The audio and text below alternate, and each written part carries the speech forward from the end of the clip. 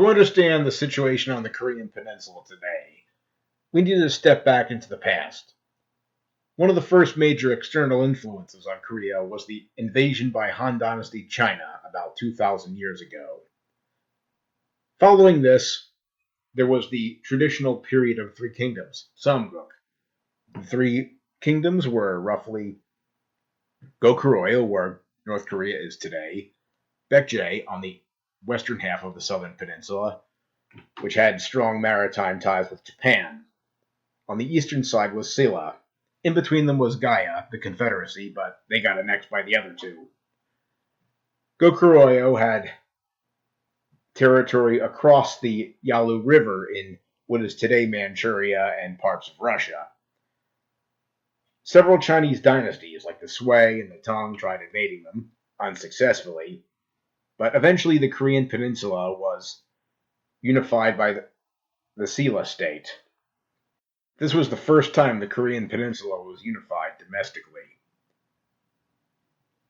1,000 years into the future or so was the trial of one of the next major Korean dynasties, the Joseon.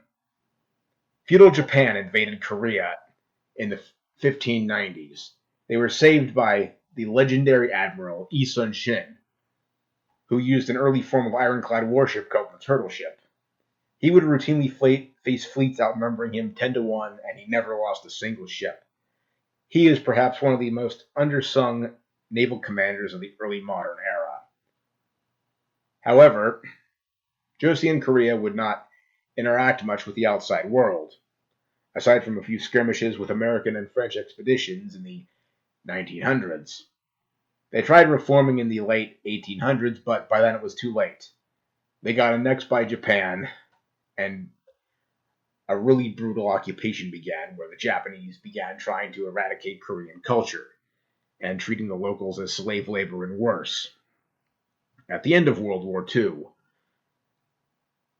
the northern part of Korea surrendered to the Soviets, and the southern to the Americans, and that set the stage directly for the Korean War. The Soviets and Communist Chinese propped up the North, and the US propped up the South. Since then, there has been the unstable ceasefire more accurately, between the two.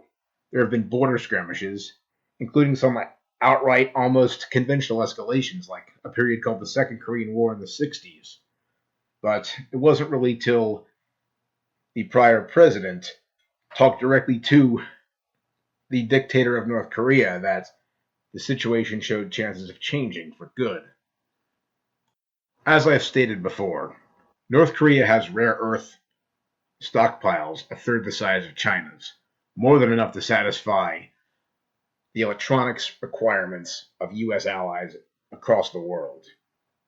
An end to the Korean War, a unification of the peninsula on favorable terms to South Korea, is very much in American interest.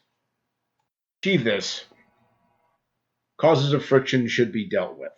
For example, the deployment of US THAAD for missile defense caused a stir in South Korea because mainland China began boycotting South Korean businesses, and the US did not support them when they needed it. A potential approach would not necessarily be denuclearization immediately, but that would be a longer-term goal. Having North Korea integrated into South Korea as a special province with its own self-governing structure, not unlike Jeju Island, may very well be on the cards. This could include freeing political prisoners into the South and joint control of all nuclear facilities by both North and South Korean militaries. Existing troops would not be redeployed excessively, though small observer units might. This would prevent the larger powers, Russia, China, and thus potentially endangering the whole process. A stable ally in Northeast Asia is very much an American interest. I would do my best to make this happen.